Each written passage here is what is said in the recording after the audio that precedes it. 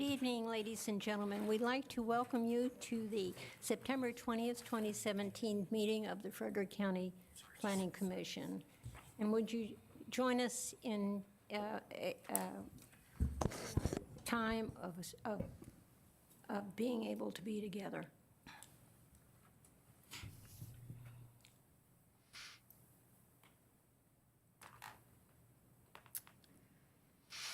Thank you very much. There is an agenda to adopt. There are no changes to it. Move for adoption. Second. All in favor? Aye. All opposed? Thank you. For the purposes of the commission, we have no committee reports, I don't think, but I do want to do one thing before we talk to our other people, and that is this, that we're delighted to appoint Kevin Kenny to the Transportation Committee. He is replacing Mr. Oates, who has worked long and hard on that committee from its birth, I guess. So anyway, thank you, Kevin, and we certainly thank Mr. Oates. Let's see, we have Mr. Steve Slaughter, who's chairman of the Winchester Planning Commission. Would you ever? Thank you, Madam Chair. The only noteworthy item that I have to report from the city is that we're currently undergoing a complete rewrite of our signing ordinance. So that's a big one to try to be in compliance with some of the new court rulings that have come out recently. So we hope to have that wrapped up in the next month or two. Thank you. That's my report. Thank you. It is. Thank you very much. And from the Board of Supervisors, Mr. Blaine Dunn. Madam Chairman, the Board of Supervisors passed a resolution for the abandonment of Secondary Road 708, which is also known as a portion of the Gold Orchard Road. So that's been abandoned, turned back to the private sector. The second item that the Board of Supervisors has done is that they passed a change in the ordinance allowing for slaughterhouses in the rural area. There's no specific CIP on that, but that will now be an allowed option. Right. That's all I have, Madam Chairman. Sir, thank you very much. This is the time when we ask the audience if there is anyone who would like to comment to us, except for the items that are on our agenda. Is there anyone? Well, seeing none, we will close the comment portion. Our first item is a public hearing. It's the South Frederick Agricultural and Forestal District to consider adding additional parcels to the South Frederick and Agricultural Forestal District. These properties are located at 933 Barley Lane, Winchester, and are identified by property identification numbers 60-A-89, 61-A-15, and 61-A-17 in the Back Creek Magisterial District. Mr. Chairman. Thank you, Madam Chair. Members of the Planning Commission, this is a request to add 3 parcels of land totaling 178.5 acres that are owned by Vernon and Golia Wright to the South Frederick Agricultural and Forestal District. Currently, the district contains 6,070 acres. This additional land would increase the total acreage to 6,248.5 acres. The most recent renewal of this district, as you recall, was in 2016, and this is the next cycle will be in 2021. If I could turn your attention to the map on your left, obviously the land, 3 parcels coming in are in black, the rights owned. The Frederick County Ag and Forestal District for the addition, plus our comprehensive policy plan shows that these parcels for inclusion to this agricultural forestal district are within the meets and bounds and the distance for the South Frederick Agricultural and Forestry District.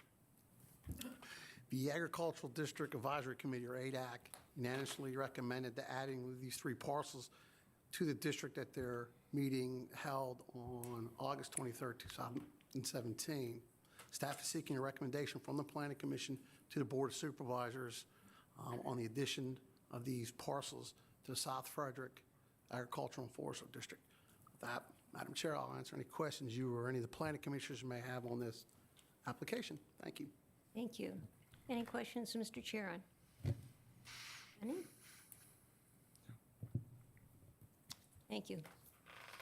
This is a public hearing. Is there anyone like to speak to us regarding this change in the agricultural district and forestal district? Anyone? All righty, we will close the public hearing. And let's see, we have,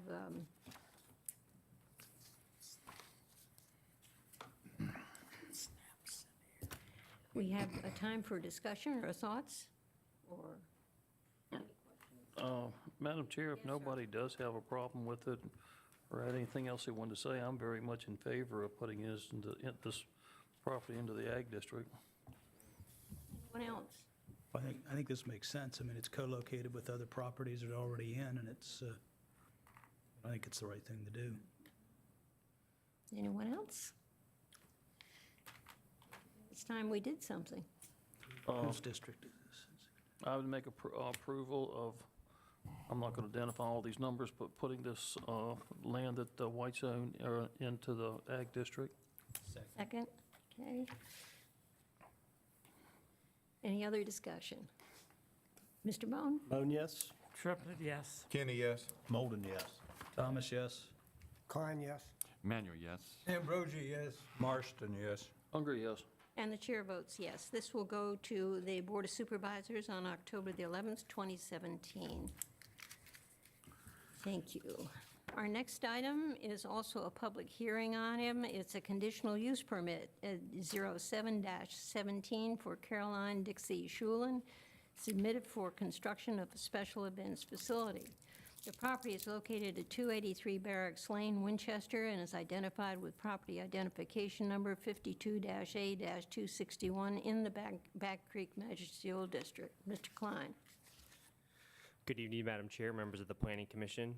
I'm here this evening to present CUP 0717 for Caroline Dixie Schulin for a special event center. The location of this property is 283 Barracks Lane in Winchester. It's in the Back Creek Magisterial District, and the parcel identification number is 52A-261. The property is presently zoned RA, or rural areas, and the current land use is agriculture and open space. The applicant is proposing a special event center or facility for weddings and other similar type events. If you look to the left, the parcel in question is in black.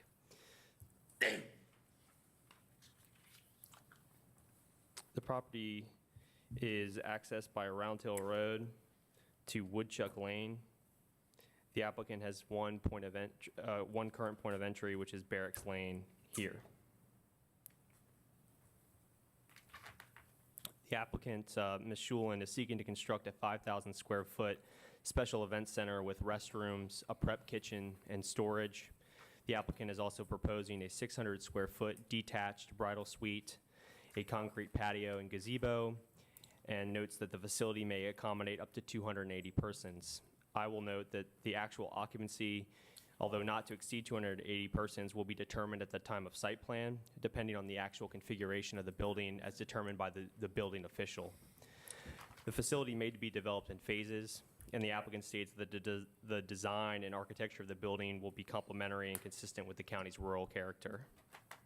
Here's the applicant's proposal. As you can see, the event center is set well off the access point from Barracks Lane, approximately 1,700 feet. It's about 2,400 feet from the old Round Hill Fire Station and about 1,300 feet from the residential parcels along Woodchuck Lane. The applicant would provide gravel parking, gravel access driveway, a commercial entrance, and the special event center, bridal suite, and gazebo, as stated earlier. This proposed conditional use is consistent with our 2035 comprehensive plan, which supports the opportunities for agritourism and agribusiness in the county's rural areas. The Board of Supervisors approved special event facilities as a conditional use in the RA zoning district in May of 2017, and this is the first such application seeking to take advantage of that addition to our zoning ordinance. The applicant has addressed all review agency comments, including site access, compliance with our building code and our fire safety code, and the proposed use is consistent with the county's policies and regulations. Should the Planning Commission find this use to be appropriate, staff would recommend adherence to the following conditions. All review agency comments shall be complied with at all times. An engineered site plan shall be submitted and approved by Frederick County prior to the establishment of the use, and building permits would also be required. Events shall start no earlier than 10 a.m., and all events and related activities should conclude by midnight. Events may accommodate up to and not to exceed 280 persons, and one monument-style sign would be permitted. Any expansion or modification of this use will require approval of a new conditional use permit. Staff is seeking a recommendation this evening from the Planning Commission to the Board of Supervisors on this conditional use permit. For the record, I would note we've received a few items of correspondence, both in support and objection to this application, one of which was included in your staff report. The others I do have printed out for our record. Should you have any questions, I'd be happy to answer those, as well as the applicant, Ms. Schulin, is here this evening. Thank you. Right. Any questions, Mr. Klein? None? Okay. This is a public hearing. Is there anyone, excuse me, I really apologize. Does the applicant wish to address us this evening?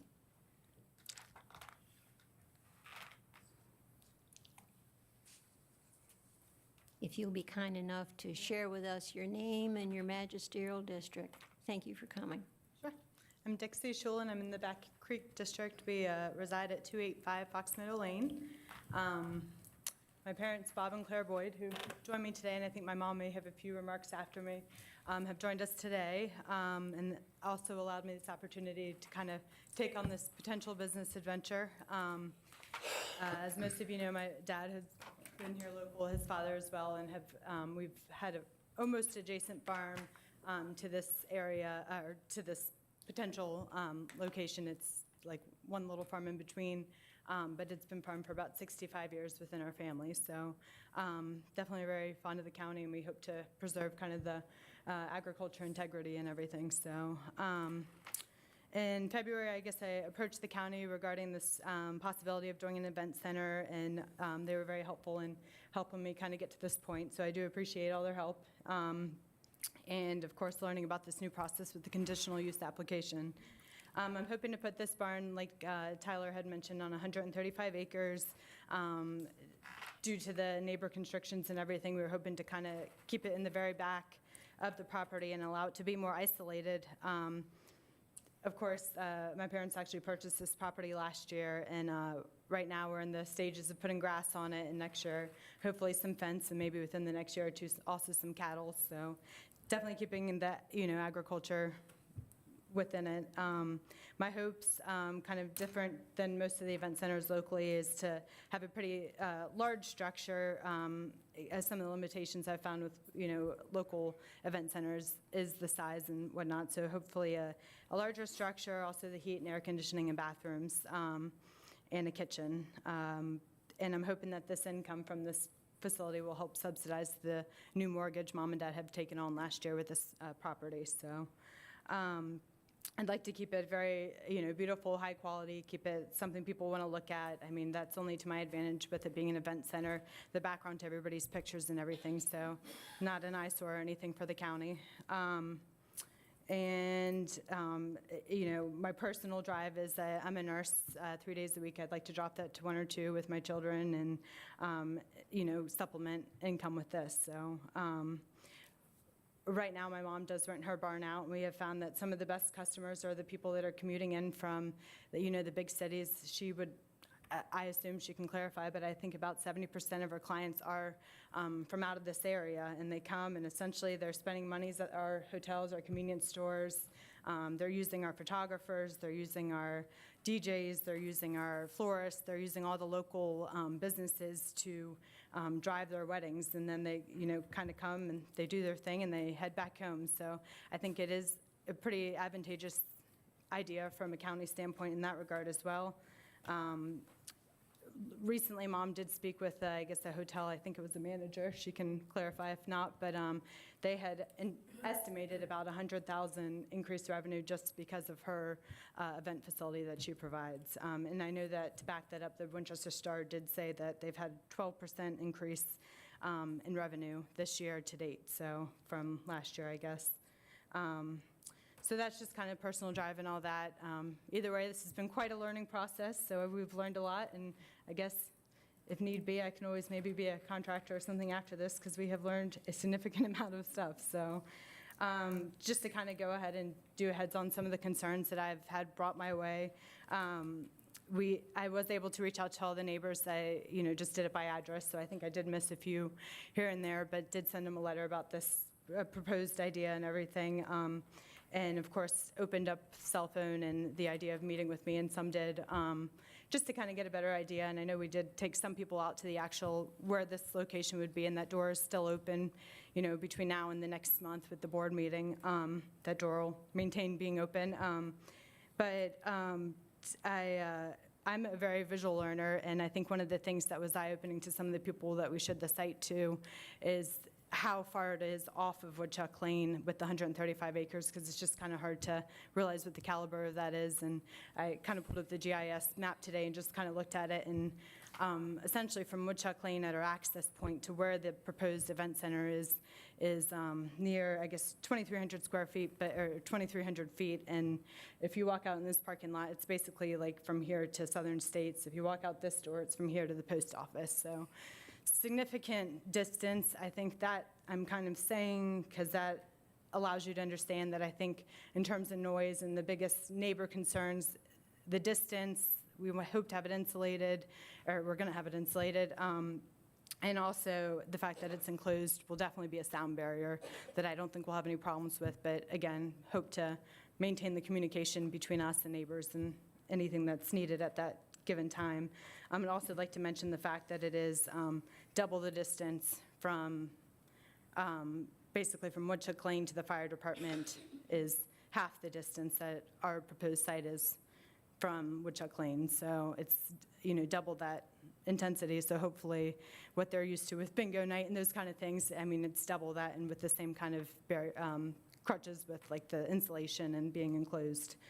And then the other thing, the access point I know is going to come up later today, but we've gone with the VDOT. We've had, them look at everything, and we'd be willing to kind of modify it if need be, but it would have to be with VDOT's approval and without any kind of huge financial strain, which certainly could come this way. And I guess if we're not able to change that, I hope that we can maybe meet in the middle in terms of, whether it be planting trees or a structure or something that can maybe be a barrier in between the access point and the actual, where the cars are. I think what we're talking about is maybe a 30-minute span of time, at the most twice a day for 2 days a week, in the optimal months, with any fortune of people coming my way to have their weddings there. So that would be best case scenario, which, I think realistically it's probably on a year basis, one wedding a weekend. So maybe not even to that caliber.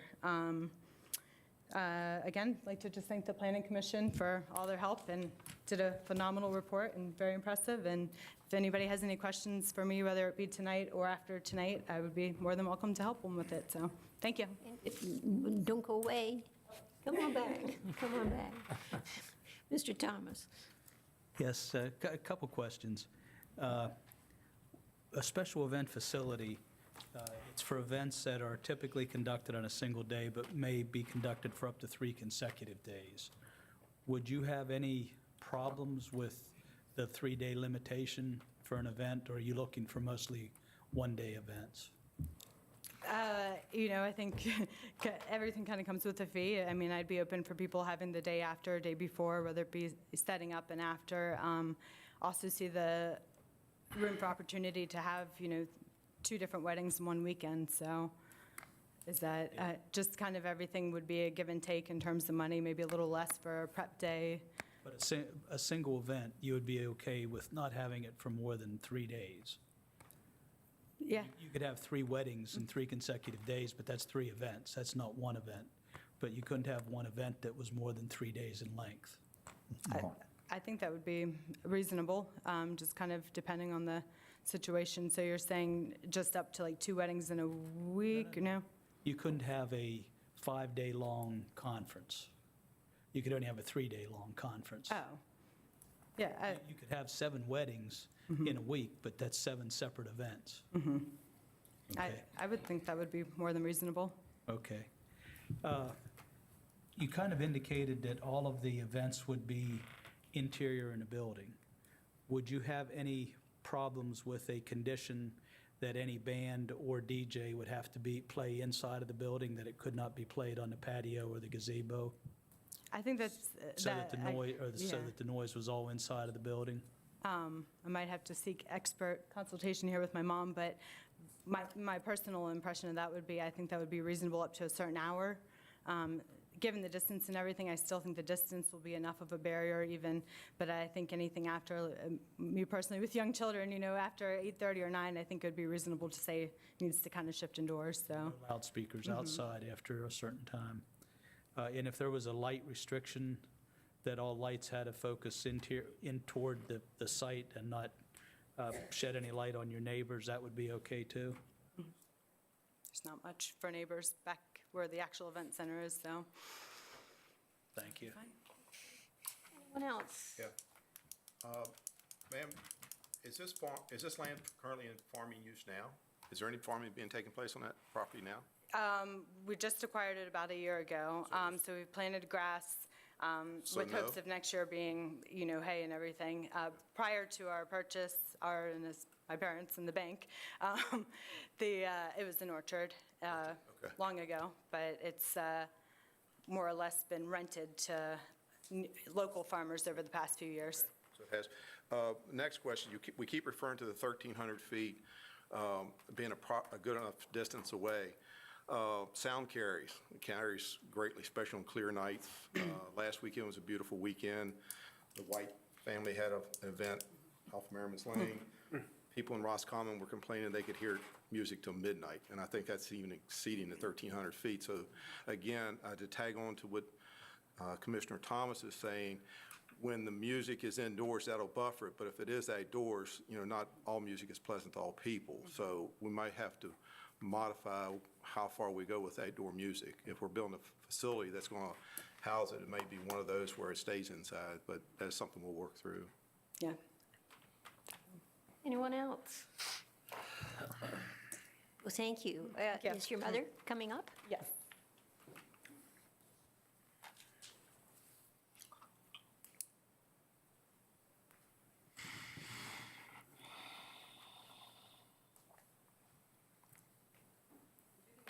Good evening.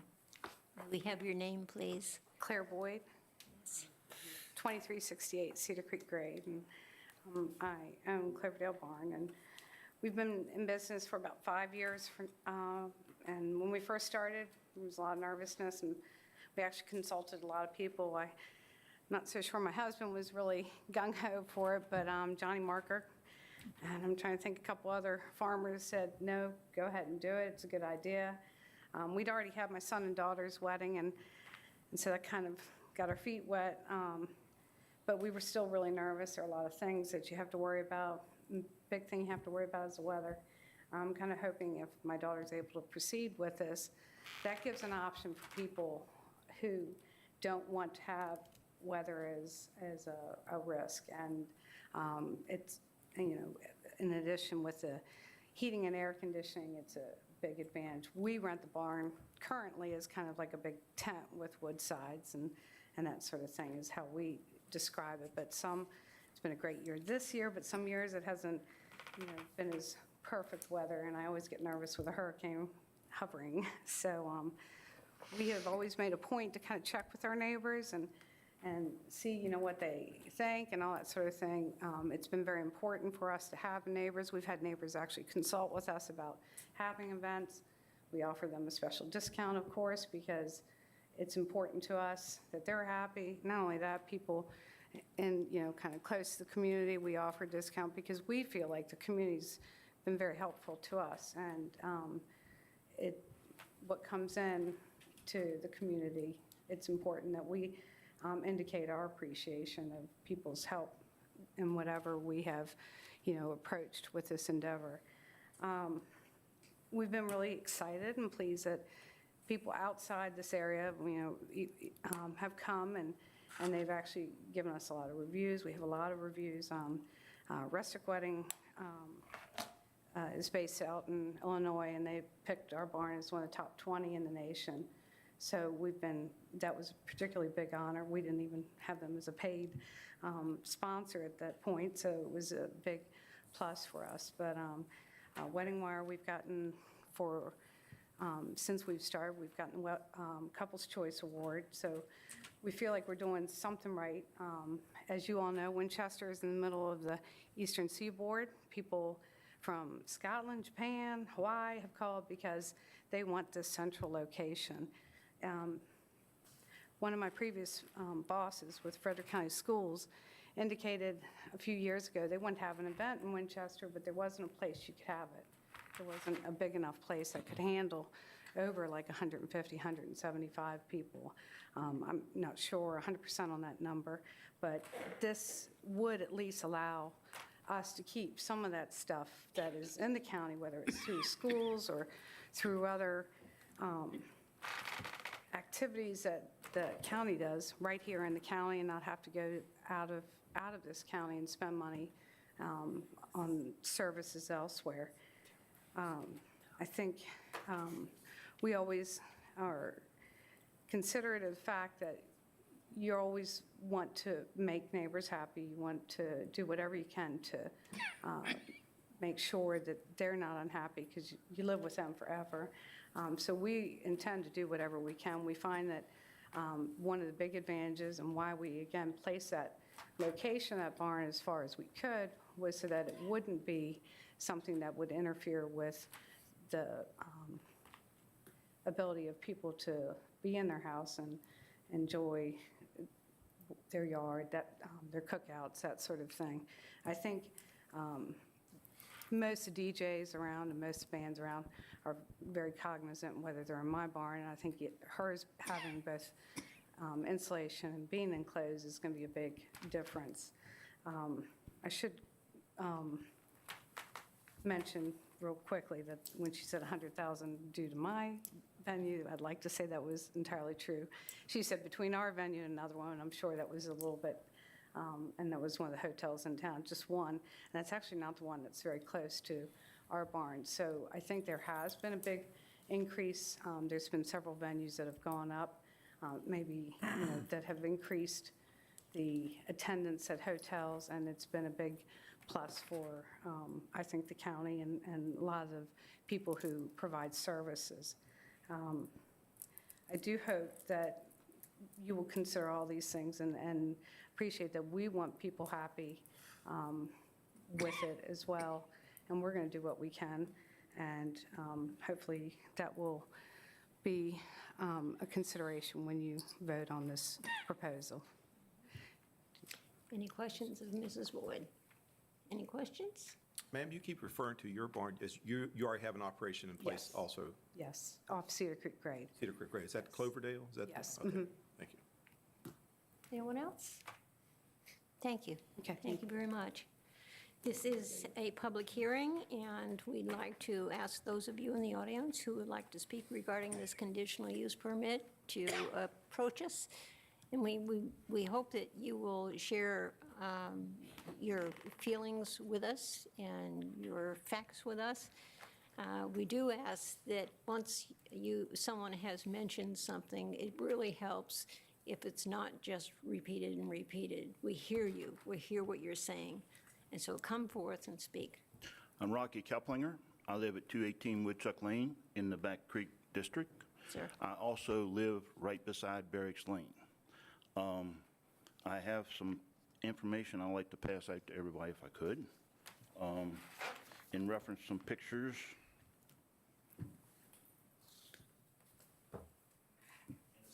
Get that slide back of their property would be nice, that they showed laid out. They keep mentioning they only have one access in and out of this property. That's my slide. Go back to the property they have, please.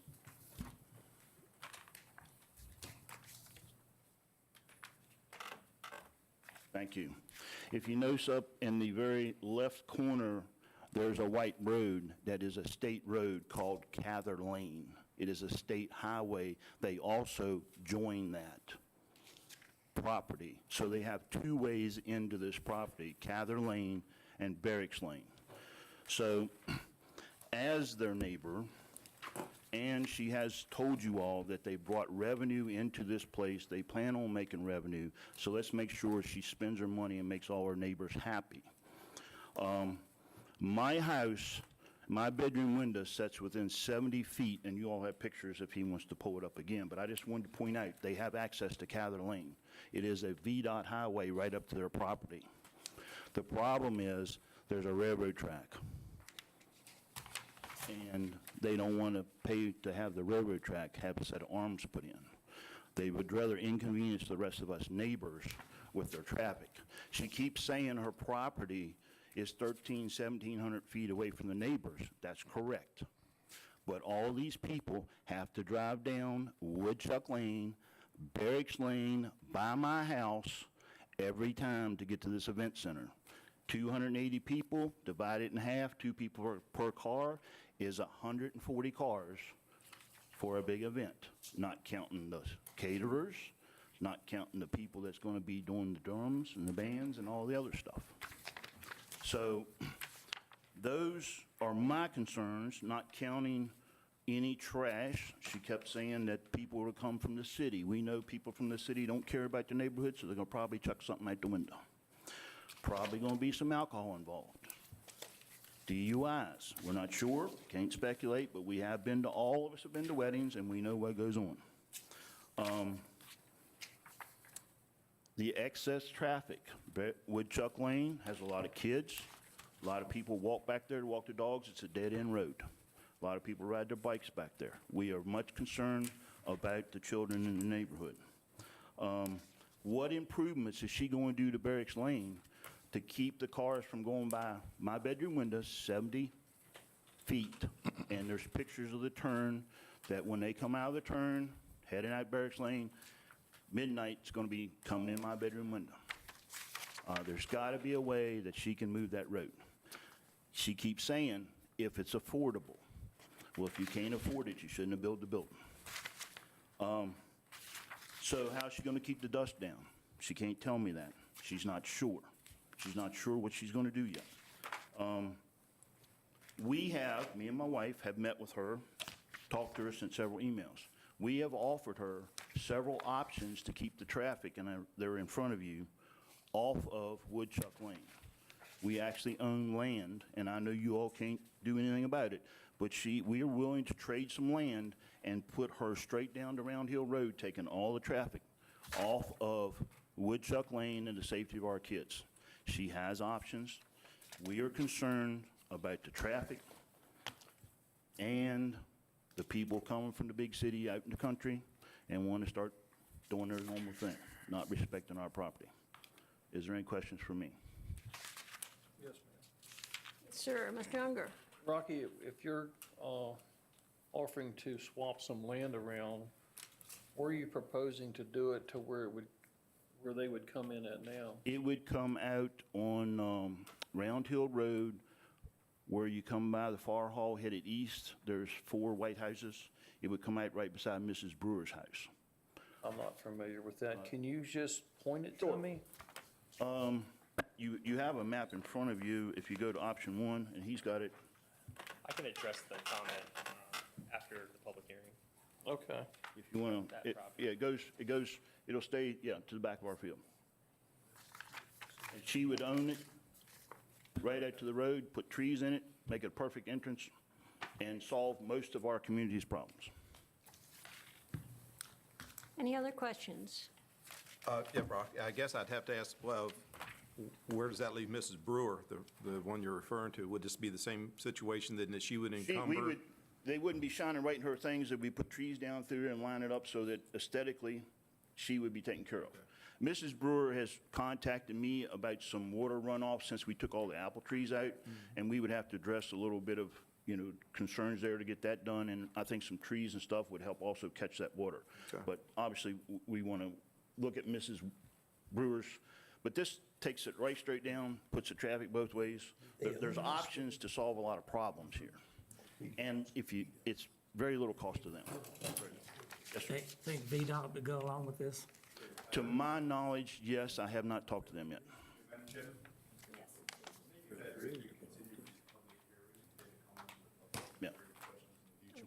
to that. That's great.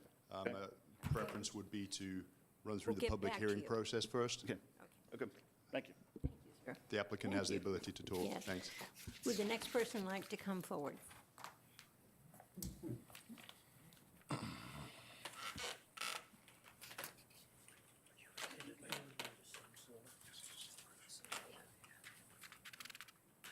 You have your name, please? Yes, I'm Stephanie Standifer. I own property at 109 Woodchuck Lane, which is at the intersection of Round Hill Road and Woodchuck Lane. The conditional use permit as it currently stands will greatly increase traffic on Woodchuck Lane. It is a rather small road. The houses are set very close to the road. My driveway is in a particularly precarious position. We take great caution as we pull in and out of our driveway, as there is a hill about 200 yards uphill from our driveway, so the northbound traffic, as they come over the hill, if they're coming at speed, we've avoided many accidents, people swerving to miss us as we're cautiously trying to pull out of our driveway.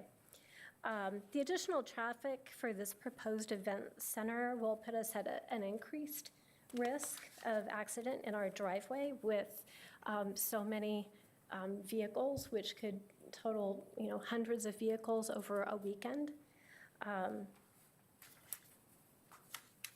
In addition to being over multiple days. I encourage the applicant to consider other options to access the property with less impact to our neighborhood. Thank you. Anyone else?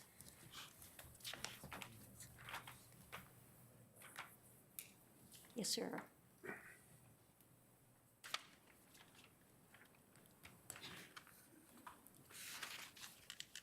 I'm Robert McFarland, and I own the property across Woodchuck Lane on the north side. And I've really got no problems with the construction of the building. The only thing concerns me is the traffic. I own a house there too on Woodchuck, which is 275 Woodchuck Lane. My daughter lives there, but I think I'd like to see Rocky and get together and with Rocky and see if they can work out something on another way out. That would be the best solution, because that Woodchuck Lane is, when in the wintertime, when the Rocky's the only one who cleans it, the state is at the bottom of their list when it snows. So, and it's really slick coming out of there, going down that hill to 803, which is old Route 50. But that's my only concern is the traffic and everything coming out on the Woodchuck Lane with all the people that live up along Woodchuck. Yes, sir. Thanks, Mr. McFarland. Anyone else like to speak to us? Yes, sir.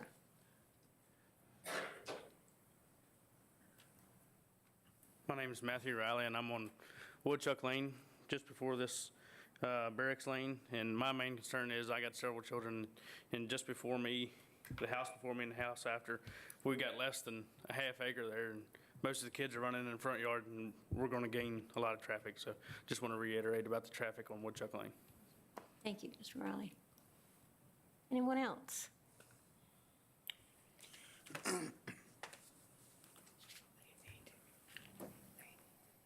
My name is Gregory Miller, and my wife and I live at 388 Woodchuck Lane, which is about halfway down that list of that group of houses on the right-hand side. So we're 1,300 feet from what would be the event center. And, I appreciate the comment that was made earlier about sound travel. And that is our main concern. We're also concerned about the traffic just getting in and out of Woodchuck Lane. That's been mentioned several times. For those of us who live down further, even though the entrance isn't there, there's only one access to Woodchuck Lane. It dead ends on the other end. So everyone has to come down past that entrance, and whether it's Friday evening or Saturday or whatever. So we're concerned about that. But I'm concerned about the noise too, because I know that there have been bands playing or music playing, whether in a home, the farmhouse, or whatever that used to be on the backside of that property, almost in the same location that they're talking about building, and we could hear it. I mean, it was, it was clear, and it was disruptive in that sense. It wasn't that often, obviously, but because it wasn't an event center, but now we're talking about something that's going to be cranking up music all the time. So if there, we have no problem with there being a business back there, although I don't see how the business is an agribusiness. I see the area as still agricultural. But that type of business isn't. It's going to draw crowds, and because folks are going to come in there and there's going to be music and whatever, we are concerned about the disruptive aspect of it, and for us and our neighbors. Thank you. Thank you, sir. Anyone else?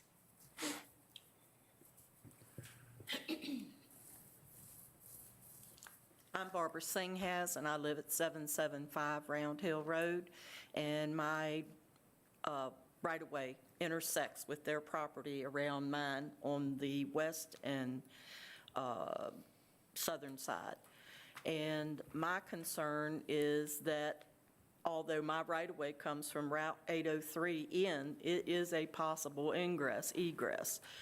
And it's possible that at some point in time, if they get this approved, that they could come back and make an additional entrance there.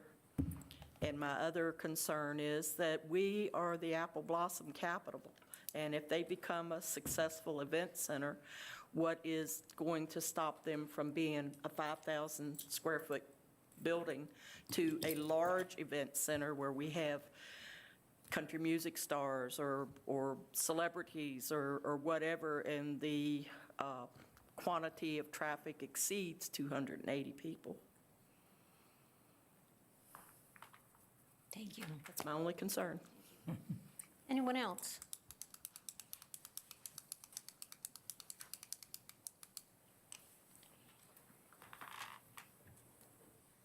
Good evening. My name's Michelle Loy. I live on 404 Woodchuck Lane, and it's the Back Creek District. We too are 1,300 feet from the facility. I do understand they have a 135-acre property, but 1,300 feet equates to about 6 square acres. So that's not far, and it's just a little over a quarter of a mile, so I walk that in less than, 3 minutes, 5 minutes. So my concern, I just want to echo the noise concerns. As Mr. Miller stated, there is a home that will be in the vicinity of this, of the venue. And we do hear them when they play their house music or whatever, and they have some parties. So I know it will echo throughout that land because there is no noise barriers. And our concern is this, how would they? I know if I wanted to put up an event venue on a beautiful piece of property, I would want an outside band, if it's a nice summer weekend. So I can't imagine. I know it's been requested to put it inside, but I don't know how you contain that kind of noise without having some type of barrier. Even when bands are outside in the Winchester area, there are buildings to stop that noise. And you don't hear it. I mean, you'll hear it some, but you don't hear it as far. But I'm not quite sure a tree is going to stop that kind of outside band noise. Other outdoor event venues I've looked at, having larger parties like this, like Long Branch, they're 400 acres. And I'm not quite sure there's too many residential homes within 6 acres away. And I'm not quite sure how close the homes are at Cloverdale either. I didn't look that up, or how much acreage that barn is on. Maybe they don't have the noise issue that I believe that we'll sustain from this. I also want to reiterate the traffic concerns. I did note in the staff report that it states that the Virginia Department of Transportation noted that there will be measurable impact on Route 803. And just to look up measurable, that means it's large enough to be measured, noticeable and definite.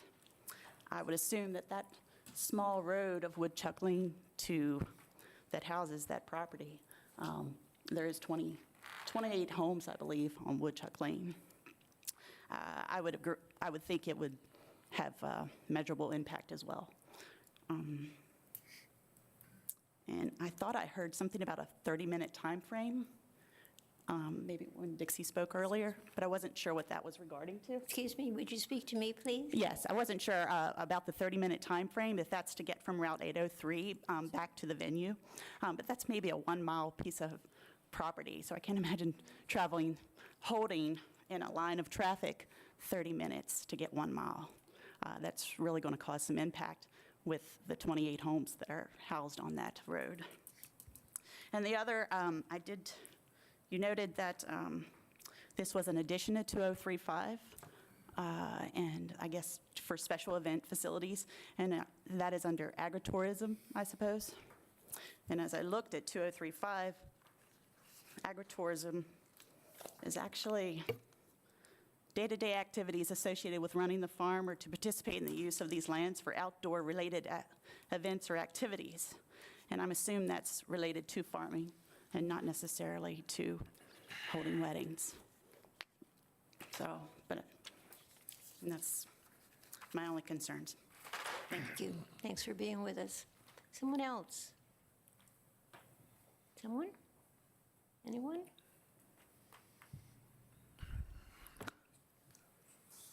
Excuse me, sir. This is a public hearing. Are you coming to speak? Let me,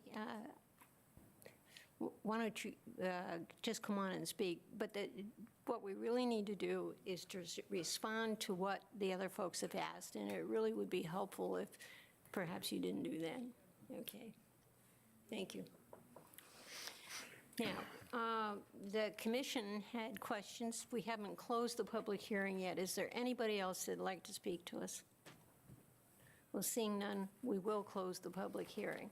The commissioners earlier were anxious, it appears, to have a conversation with some of you regarding the questions they were asking. And I would be grateful if those that had questions. I can respond to Yes. those comments. That's great. On behalf of the applicant, we'll start with the access. As part of a conditional use permit application, the applicant is required to get comments from the Virginia Department of Transportation. We also consult with our Assistant Director for Transportation in the Planning Department. VDOT did take a look at the points of access to this property. It was determined that Barracks Lane is the most appropriate point of access from a safety and traffic concern from VDOT's perspective. Cather Lane does not connect to the property.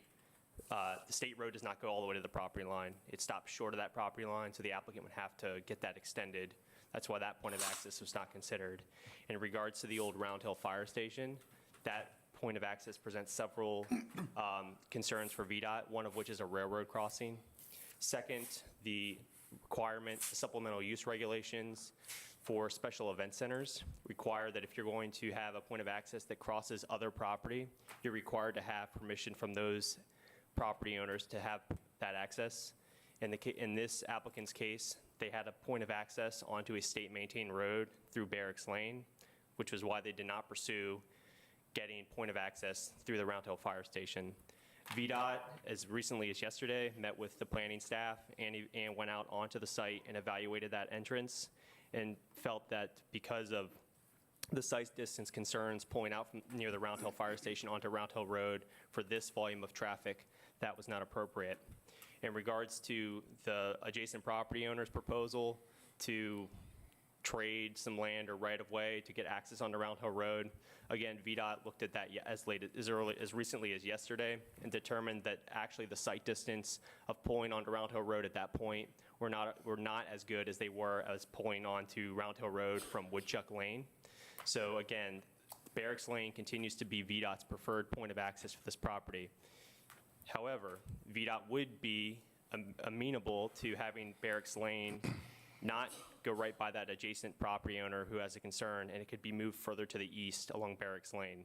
The applicant would need to agree to that type of condition, but that is one option that is available on the table. VDOT would obviously need to approve that. They did not conduct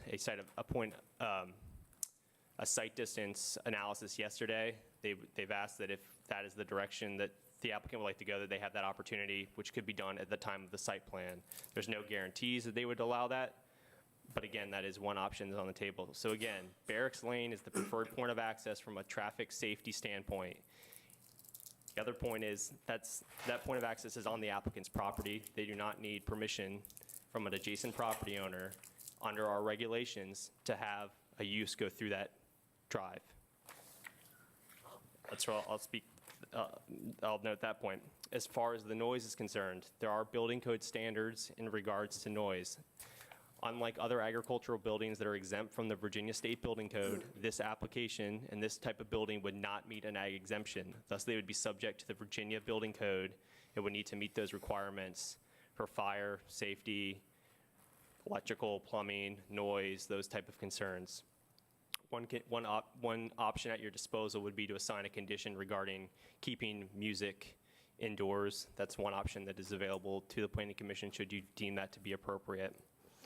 And again, the events would not to exceed 280 persons. That's determined based on the occupancy of a 5,000 square foot building. When you take out the space that's set aside for storage and restrooms and kitchen, the actual assembly space would not allow the applicant to exceed 280 persons. All events would need to be less than 280.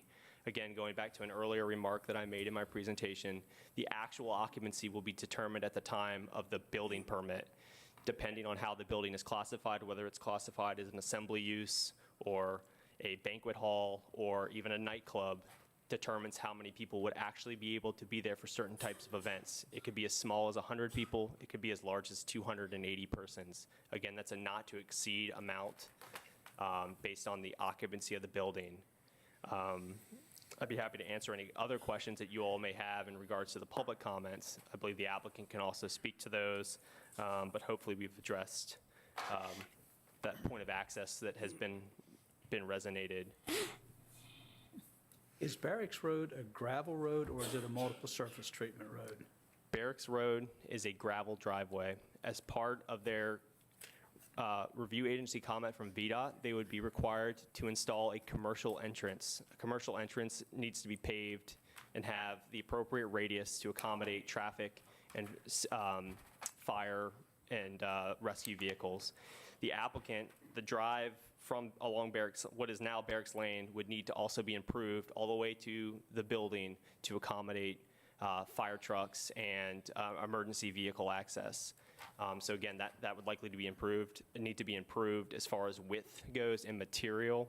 As part in our rural areas, the county regulations also allow for it to be gravel. So in this case, the applicant is proposing a gravel drive. It would not need to be paved or tar and chip, but the commercial entrance from Barracks Lane onto Woodchuck Lane would need to be a commercial entrance that would be paved and again have the appropriate radius. For note, there's also, in addition to residences on the street, there is a business, a fire engine repair business. So I mean, there are other commercial type uses on this property, in the vicinity of this site.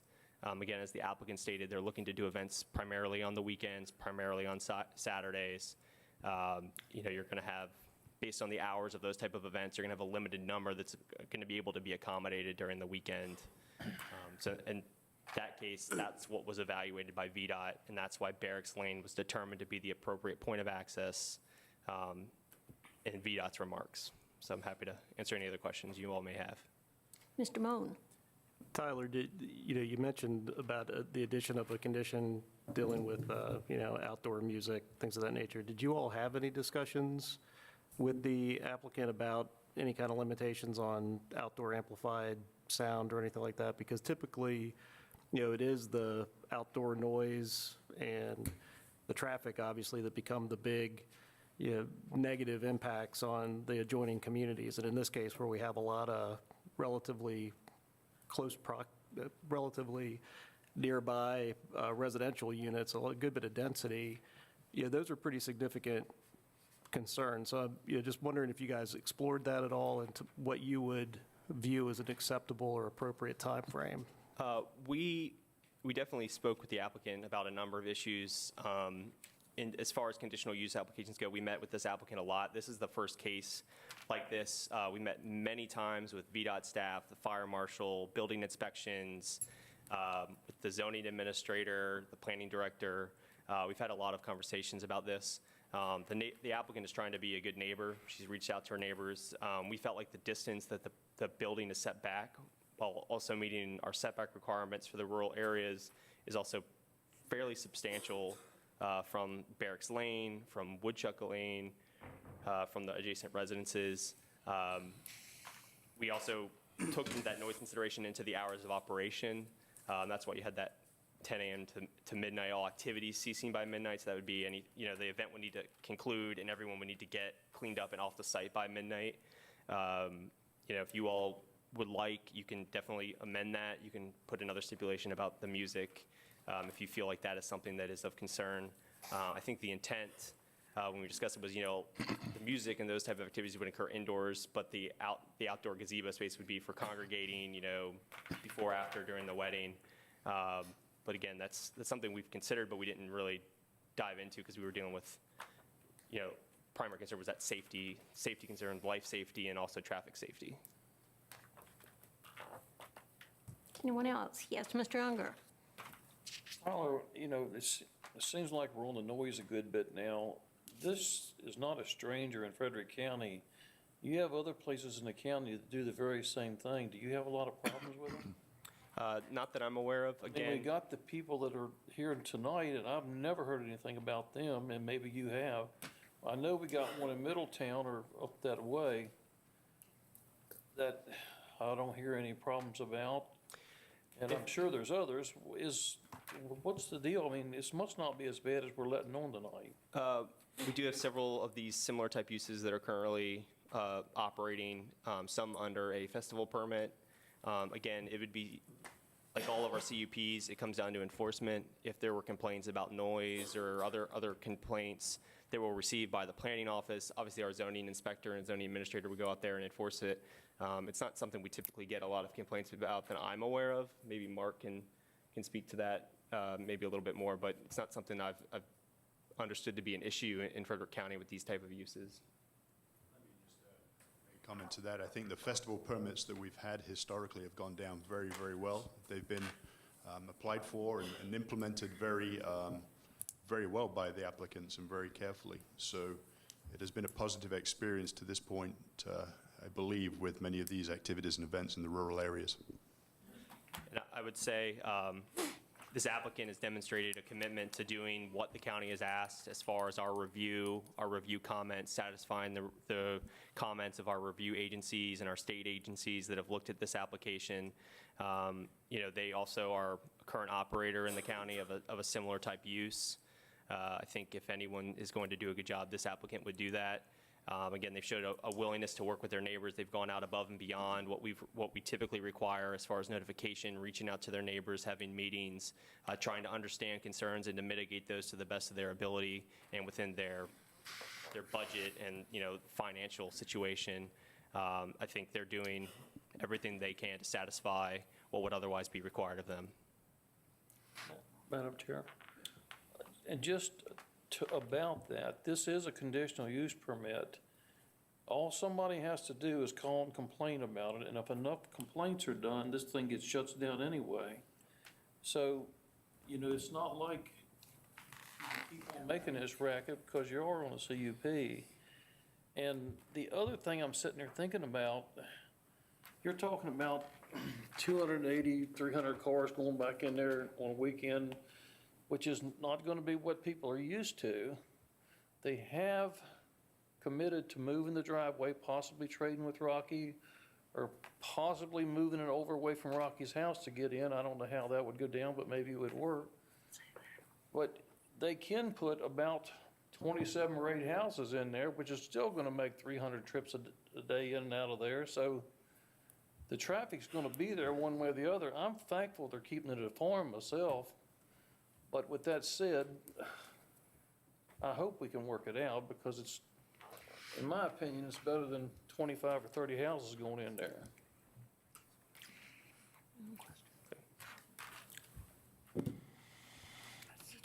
Thank you very much. Is the applicant wanting to speak to us again? Is the applicant wanting to speak to us again? All right. Thank you. Thank you very much. Yes. Madam Chairman, when I think about this, I think this would be a good addition to Frederick County. And I think about the noise, the lighting, the comments the folks have said. And the analogy I can look at this at is thinking about Shenandoah Golf Club.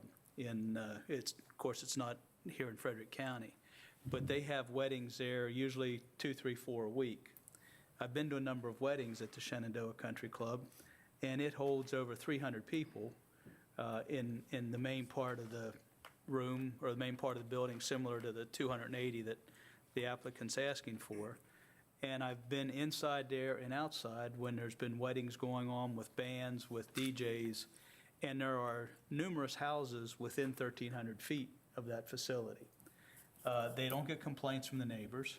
I've been outside in the parking lot 250, 300 feet away. You really don't hear the bands playing that are inside. You don't hear the DJs.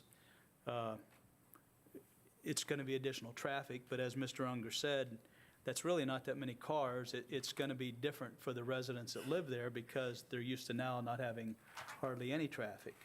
150 cars in a couple hours in a subdivision is pretty standard, in the county.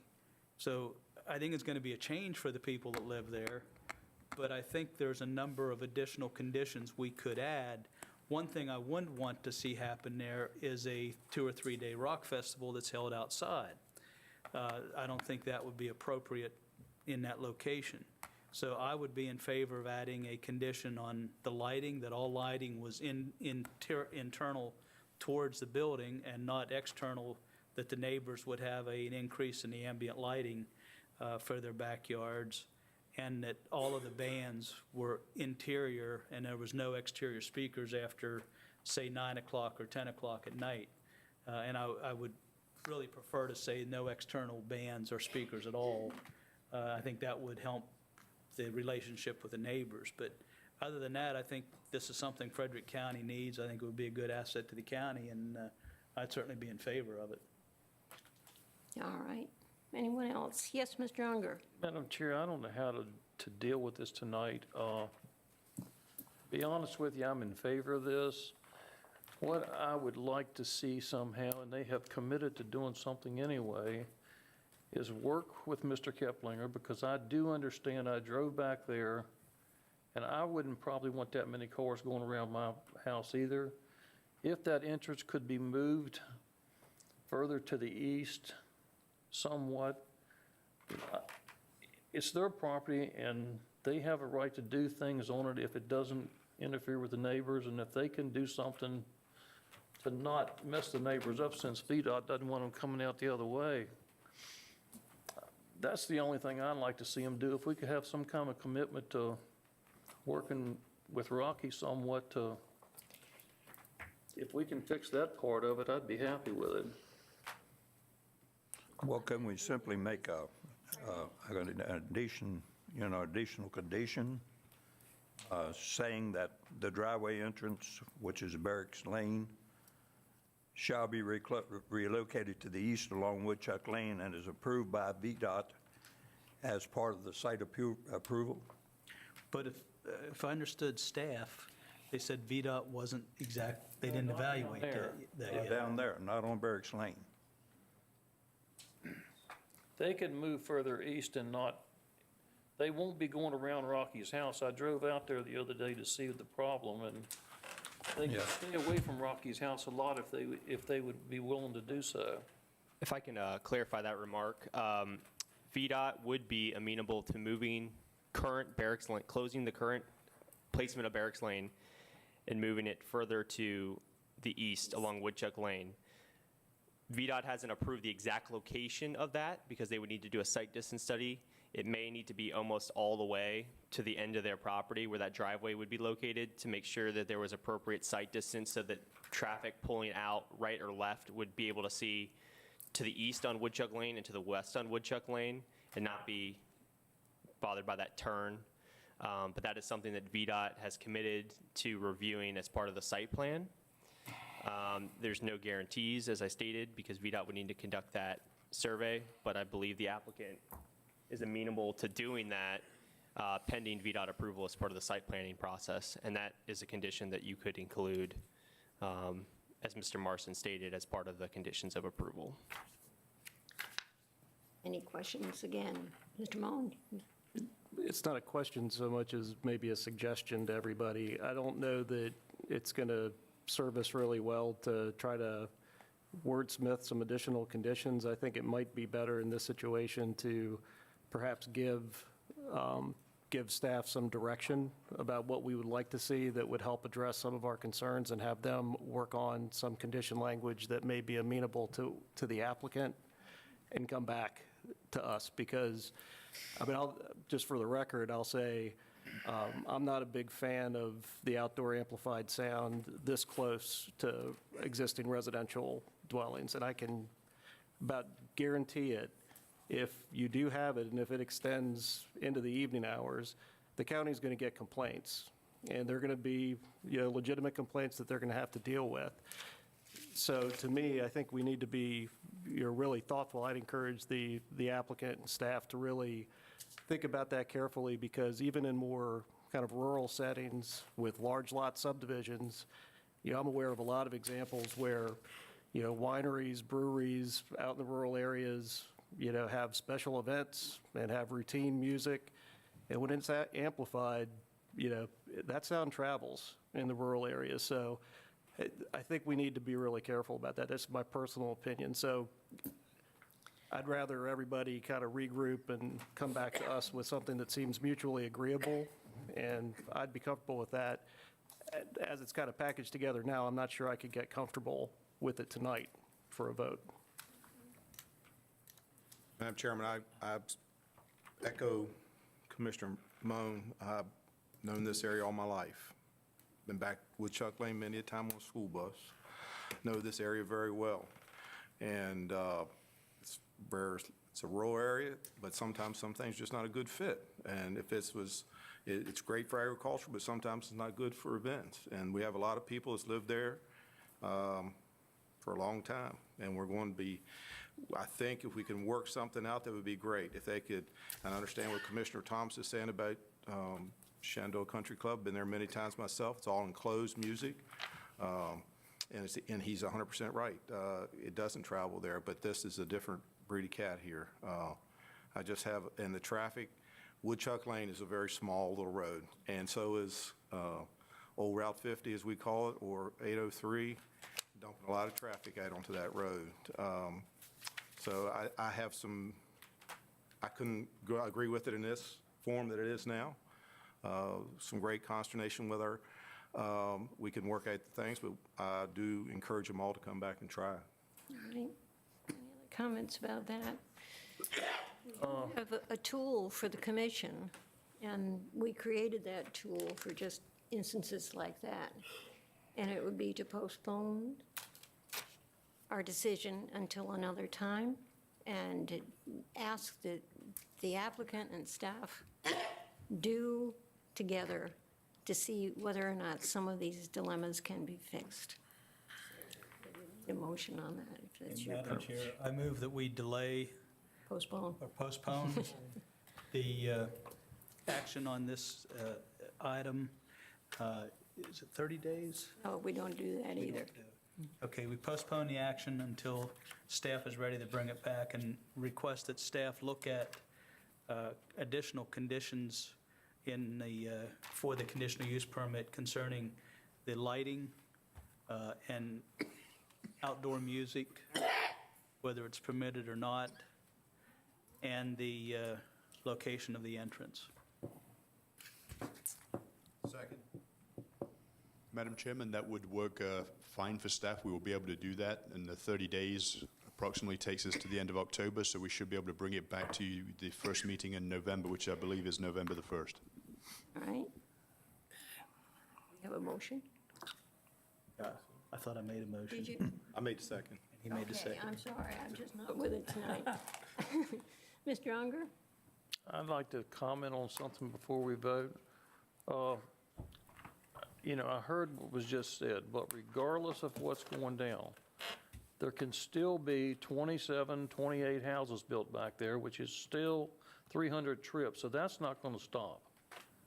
So the traffic's going to be there one way or the other if they'd elect to do that.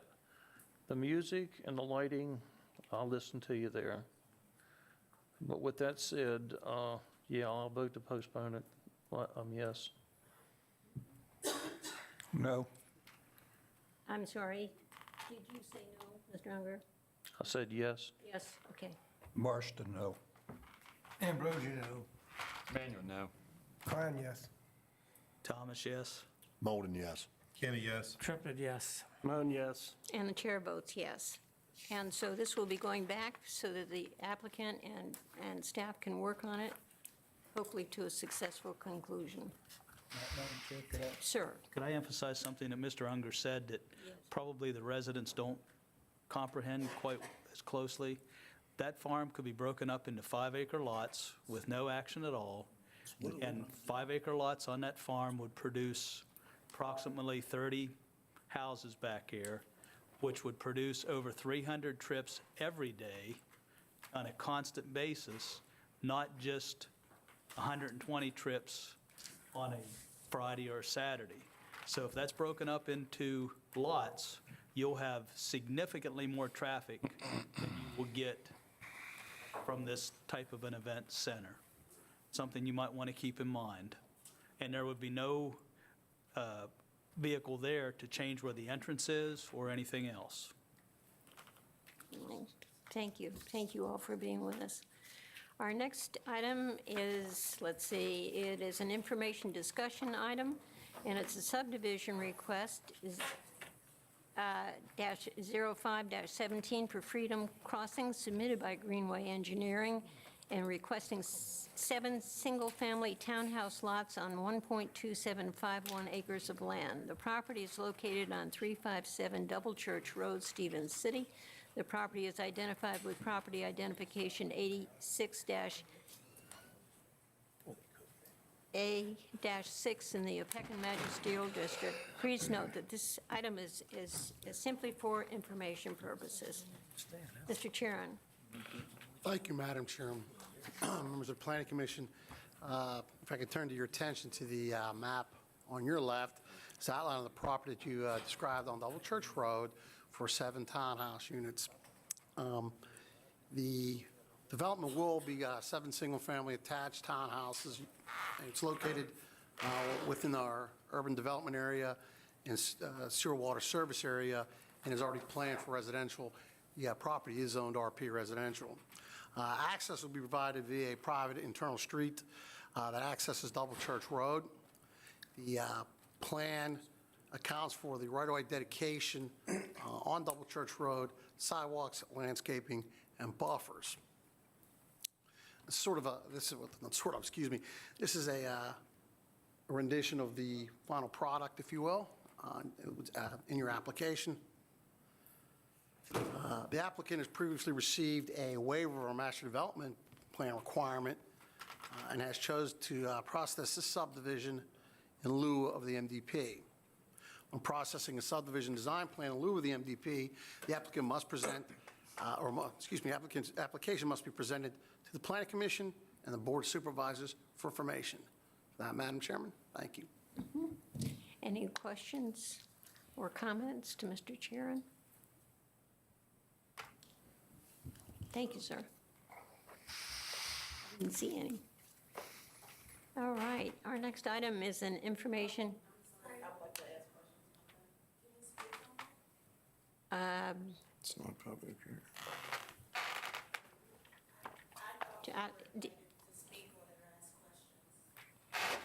So, of course, this is not a public hearing, but I'd leave it at the discretion of the commission if you would like to hear what the ladies have to say. Staff is, of course, available to meet with them and go through the application and talk about anything we can do after the meeting.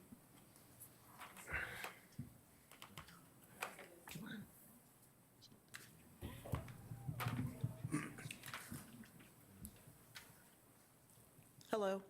My name is Melissa Turner. If you're looking at the property My grandmother is located to the left of the property. If you can bring it back up, I'll show you. I just have a few questions. Yeah, let's get that map up for you.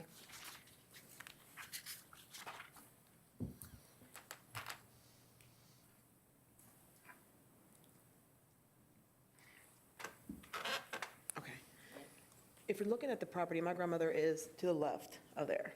I just have some concerns and questions as to where the barrier is going to be adjacent to her property. Is there going to be a tree line? Is it going to be required to have some type of fencing? And what is the entrance going to look like? Is my questions. All right, we got some more? I'm sorry? Some more questions? No, my main concern is my grandmother's 87 years old. So, and pulling in and out of that driveway right there, I have some concerns. And also, as far as the fencing, if there was fencing provided, I would like to see fencing provided due to people in that area tend to make shortcuts through my grandmother's yard. And of course, it hasn't been proposed yet, but on the other side, they're also going to be building. So she's going to be in the middle of these townhomes. So I just have questions in reference to what is going to be built around her property to protect it. Thank you. Is there anyone else who'd like, and we can respond to your questions? Yes, come. Hello. Hi. Izzy. Come, it doesn't bite. My property is to the southeast. I've been there all my life, and my land is now in a title to quit the deed. And that has caused me to do an extensive research on the Crossroads property. And what I've came across is a clouded title for the property that they want to build the townhomes on. My court hearing is scheduled for October the 4th. It is my request on behalf of my family, please do not start building until we get our situation under control, because it does appear that after October the 4th, I will be coming after this for a quiet to title the deed, and I'm not for sure how that would impact building or future occupants of that current townhome. That is my question and concern. And thank you. Thank you. Thank you for coming. Yes, ma'am. Would you like to respond? I'll talk to the folks offline if you don't mind. Yes. In response to that, because we do have a plan. So unless, it's not a public hearing or anything like that, so I understand. Didn't mean to want to put you in that position. not a problem. All right, thank you. Thank you.